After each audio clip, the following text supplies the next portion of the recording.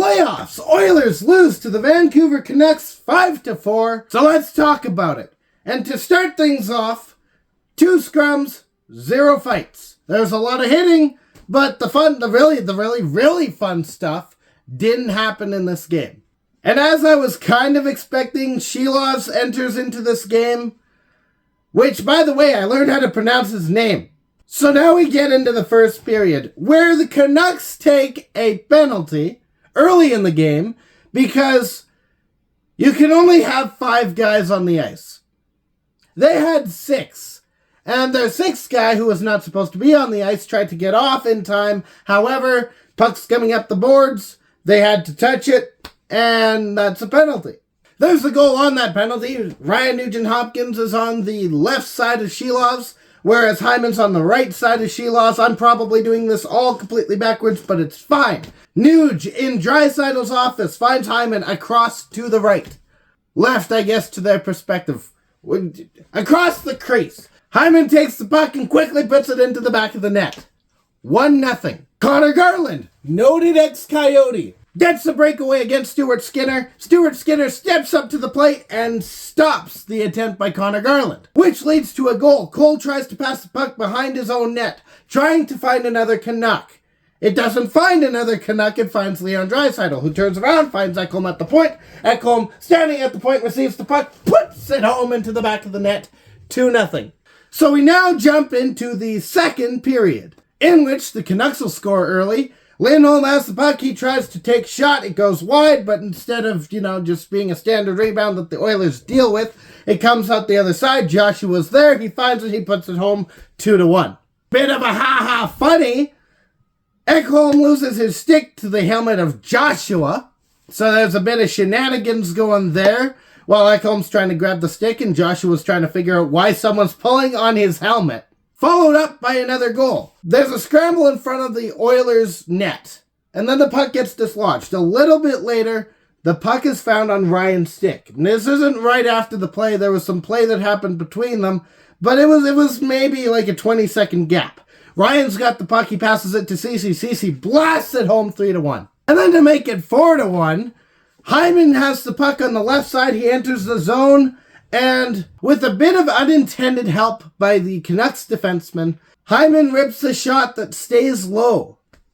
Now Shilovs is expecting a puck that's not staying low, and the puck just slides through the 5-hole. 4-1. To close out this period, Lindholm has the puck behind the Oilers' net, and he's looking for options in front of the net in the slot to try and put the puck home. Lindholm decides that he's going to put the puck out in front. Skinner's deciding that he's going to keep the stick down. The puck hits the stick, bounces into the back of the net, 4-2. Third period. There's a penalty that goes to both the Canucks and the Oilers for shenanigans, which results in a tap-in goal by Miller off of Besser's shot, 4-3.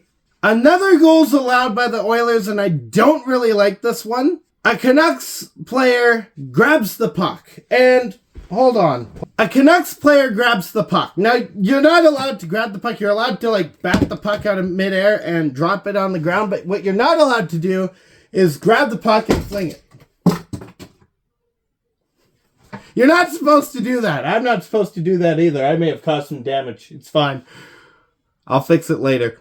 But a Canucks player did that, got away with it, and I don't think this is quite, the result that happened was not because of the missed call. But there is potential that the rest of this period looks very different if that call is made. And, of course, as NHL fans, the one thing we're looking for with refs is consistency.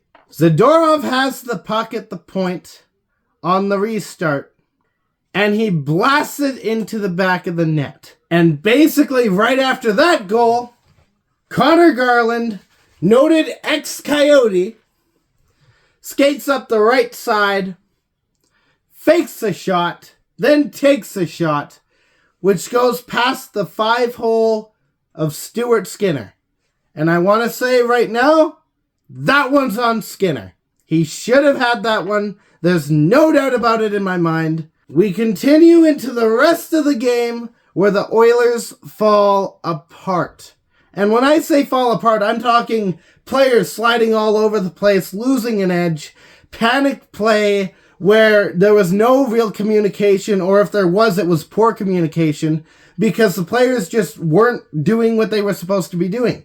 Constantly, the Canucks could find faults in the plan that they had, I guess, and they'd clear the zone, they'd clear the puck out, and it's rinse and repeat until basically the buzzer went.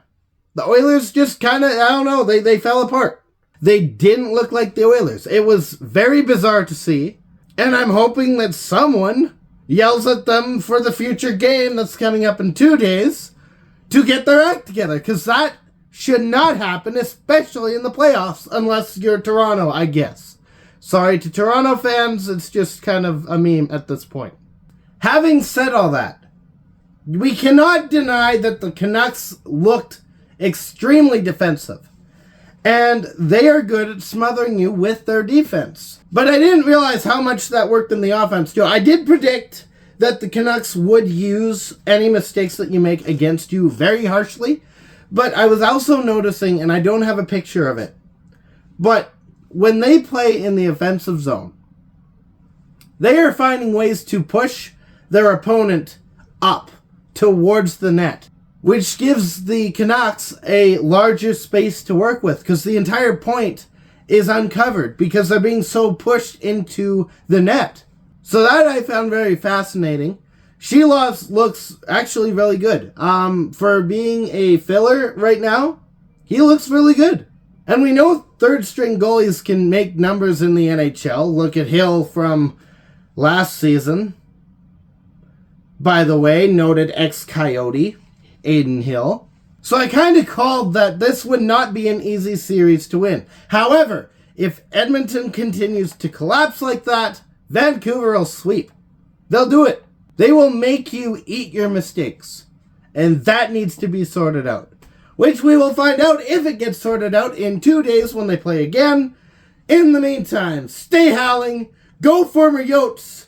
Which, if I were cheering for Vancouver, would actually be a literal thing because there's a lot of ex-Coyotes on there. I think. No, Oliver Ekman-Larsson's gone. He went to Florida. But either way, go former Yotes. If you liked what you saw, you can hit the thumbs up. If you didn't like what you saw, you can hit the thumbs down. I have nothing really funny to say on this one. If you want to see more stuff, I'm here throughout the rest of the playoffs. I'll keep finding teams. If the Oilers somehow get eliminated, I'll find another team. Share this with your friends, and I'll be back.